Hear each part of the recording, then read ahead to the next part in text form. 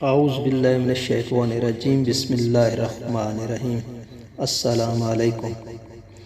حضرت ابراہیم علیہ السلام اور نمرود کا مناظرہ۔ نمرود نے کس سرزمین پر بادشاہی کی؟ اللہ پاک نے اپنی کمزور ترین مخلوق مچھر سے کیسے نمرود اور اس کی فوج کا خاتمہ کیا؟ آج ہم آپ کو خدائی کے دعوے دار نمرود کے بارے مکمل معلومات دیں گے۔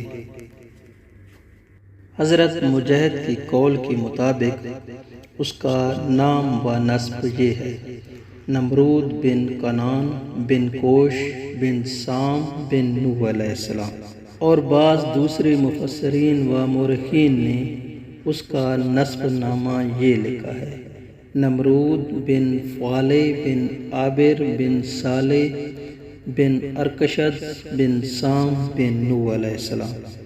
حضرت مجاہد فرماتے ہیں کہ 4 بادشاہ روئے زمین پر ایسے گزرے ہیں کہ ان کی حکومت و بادشاہی پوری دنیا پر تھی۔ یہ نمرود ان میں سے ایک ہے۔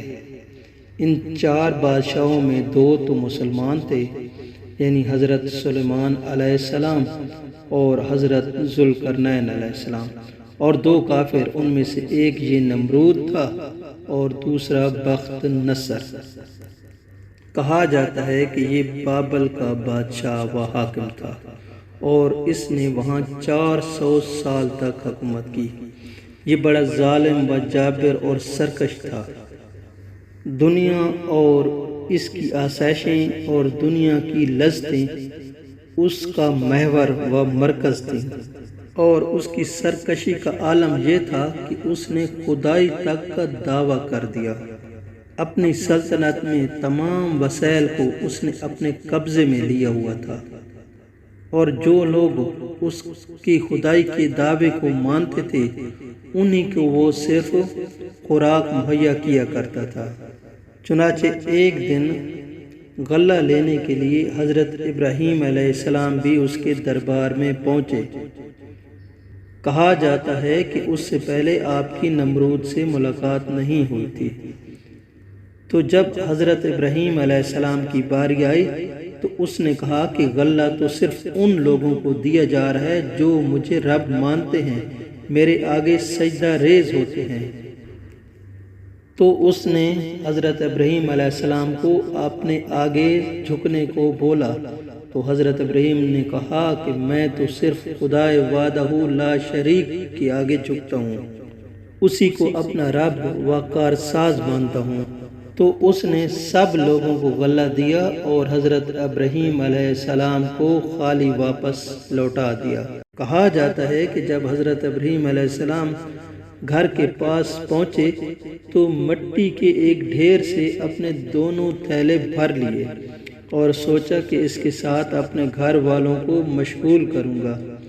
جب گھر پہنچے تو سواری سے پالان اتار کر اور ٹیک لگا کر سو گئے۔ آپ کی اہلیہ نے دونوں بوروں کو دیکھا کہ وہ بہترین غلے سے بھرے ہوئے ہیں، تو انہوں نے اس سے کھانا تیار کیا۔ جب آپ نیند سے بیدار ہوئے تو دیکھا کہ کھانا تیار ہے، تو دریافت فرمایا کہ یہ کہاں سے آیا ہے؟ تو آپ کی اہلیہ نے جواب دیا کہ یہ اسی سے نکالا ہے جو آپ لائے ہیں۔ تو حضرت ابراہیم علیہ السلام سمجھ گئے کہ یہ رزق اللہ تعالیٰ نے عنایت فرمایا ہے۔ جب اس کی سرکشی حد سے بڑھنے لگی تو اللہ پاک نے حضرت ابراہیم علیہ السلام کو اس کے پاس بھیجا۔ حضرت ابراہیم علیہ السلام نے اس کو خدائے وحدہ لا شریک کی پرستش اور عبادت کی طرف بلایا، تو اس نے اپنی جہالت و گمراہی اور لمبی چوڑی امیدوں کے باندھنے کی وجہ سے کائنات کے پیدا کرنے والے اور بنانے والے خدا کا ہی انکار کر دیا، اور حضرت ابراہیم علیہ السلام سے اس بارے میں جھگڑا اور مناظرہ کیا اور اپنی ربوبیت کا دعویٰ کر دیا۔ جب حضرت ابراہیم علیہ السلام نے اس سے کہا کہ میرا رب مارتا ہے اور زندہ کرتا ہے، تو اس نے کہا کہ میں بھی زندہ کرتا ہوں اور مارتا ہوں۔ پھر اس دلیل کی تشریح کے طور پر قتادہ، صدی بن محمد بن اسحاق وغیرہ کے مطابق اس نے 2 آدمی بلوائے جن کے قتل کا فیصلہ ہو چکا تھا۔ اس نے ایک کو قتل کرنے کا حکم دیا اور دوسرے کو معاف کر دیا۔ چنانچہ اس نے کہا کہ میں بھی مارتا ہوں اور زندہ کرتا ہوں۔ اس لیے حضرت ابراہیم علیہ السلام نے اس کو فرمایا کہ میرا رب تو وہ ہے جو سورج کو مشرق سے لاتا ہے۔ اگر تو اپنی ربوبیت کے دعوے میں سچا ہے تو اسے مغرب سے لے کے آ، یعنی یہ سورج ہر دن کا پابند ہے کہ مشرق سے طلوع ہوتا ہے۔ جب اس کی خالق اور چلانے والے اور اس پر قدرت رکھنے والے نے اس کو پابند کیا ہے، وہی معبود برحق ہے اور ہر چیز کا خالق ہے۔ اگر تو زندہ کرتا ہے اور مارتا ہے جیسا کہ تو دعویٰ کر رہا ہے تو تو پھر اس سورج کو مغرب سے لا کر دکھا، کیونکہ زندہ کرنے والا اور مارنے والا جو چاہتا ہے کر سکتا ہے۔ اس کو کوئی بھی کسی کام سے نہیں روک سکتا، وہ کسی سے مغلوب نہیں ہو سکتا، وہی ہر چیز پر غالب اور ہر چیز اس کی مشیت و ارادے کی پابند ہوتی ہے۔ اگر تو اپنی بات میں سچا ہے، جو میں کہہ رہا ہوں اسے کر کے دکھا، اور اگر تو یہ نہ کر سکا تو پھر ایسا نہیں ہے کہ جیسا کہ تیرا گمان اور دعویٰ ہے۔ حضرت ابراہیم علیہ السلام نے ساتھ میں یہ بھی کہہ دیا کہ تو خود اور تیرے سوا ہر شخص جانتا ہے کہ تو اس میں سے کسی چیز پر قدرت نہیں رکھتا، بلکہ تو ایک چھوٹی سی مخلوق، ایک مچھر کے بنانے پر بھی قدرت نہیں رکھتا، اور اگر تجھے وہ مچھر کوئی تکلیف دے تو اس سے اپنا بدلہ تک نہیں لے سکتا۔ چنانچہ حضرت ابراہیم علیہ السلام نے نمرود کی گمراہی، جہالت اور کم عقلی کو وہاں کے لوگوں پہ واضح کر دیا، اور اس کی جہل قوم درباریوں کے سامنے اس کے فخر و غرور کا پردہ چاک کیا۔ اس لیے وہ حضرت ابراہیم علیہ السلام کو کوئی جواب نہ دے سکا اور بالکل خاموش ہو گیا، جیسا کہ اللہ تعالیٰ نے اپنے کلام پاک میں اس کا ذکر یوں فرمایا ہے، پس وہ کافر مبہوت ہو کر رہ گیا، اور اللہ ظالم قوم کو ہدایت نہیں دیتا۔ اس واقعے کا ذکر قرآن نے سورہ البقرہ میں اس طرح بیان کیا ہے، بھلا تم نے اس شخص کو نہیں دیکھا جو اس غرور کے سبب سے کہ خدا نے اس کو سلطنت بخشی تھی، ابراہیم سے اس کے پروردگار کے بارے میں جھگڑنے لگا۔ جب ابراہیم علیہ السلام نے کہا کہ میرا رب تو وہ ہے جو جلاتا ہے اور مارتا ہے، وہ بولا کہ میں بھی جلاتا ہوں اور مارتا ہوں، تو ابراہیم علیہ السلام نے فرمایا کہ خدا تو سورج کو مشرق سے نکالتا ہے، تو اسے مغرب سے نکال دے۔ یہ سن کر کافر مبہوت وہ حیران رہ گیا، اور خدا بے انصافوں کو ہدایت نہیں دیا کرتا۔ یہ ایک جبار سرکش بادشاہ کے ساتھ حضرت ابراہیم علیہ السلام کے مناظرے کا ذکر ہے، جس نے اپنے رب ہونے کا دعویٰ کیا تھا۔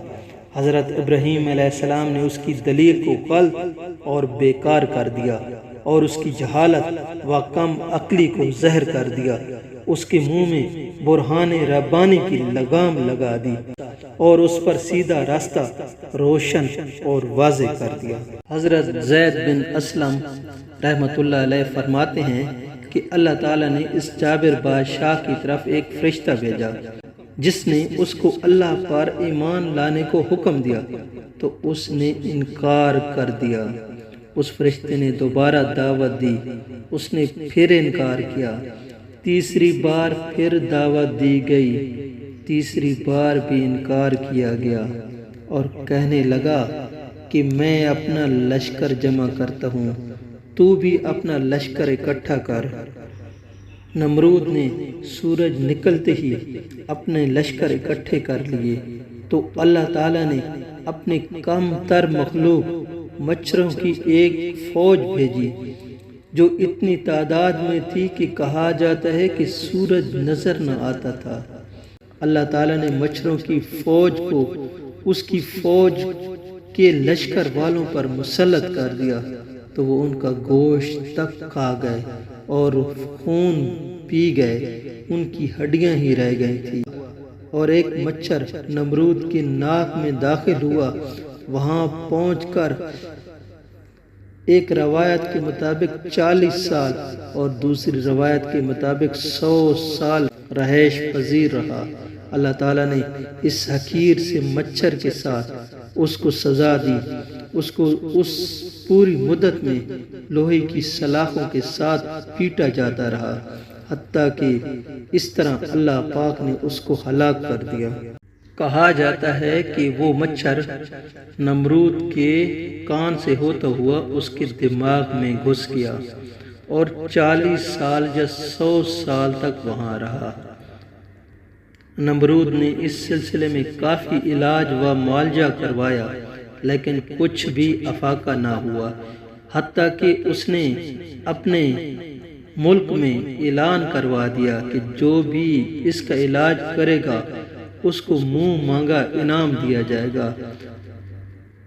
دور دور سے حکم آئے اور اس کا علاج کیا، مگر کوئی بھی کامیاب نہ ہو سکا۔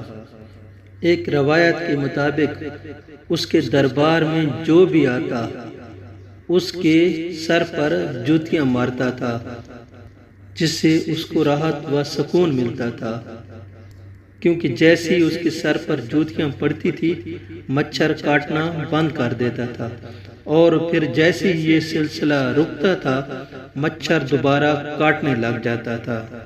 تو اللہ تعالیٰ نے اس ظالم جابر شخص کو جس نے خدائی کا دعویٰ کیا تھا اپنے ایک کم تر مخلوق مچھر سے ہلاک و برباد کر دیا، اور دنیا والوں کو یہ پیغام دیا کہ میں ہی وحدہ لا شریک ہوں۔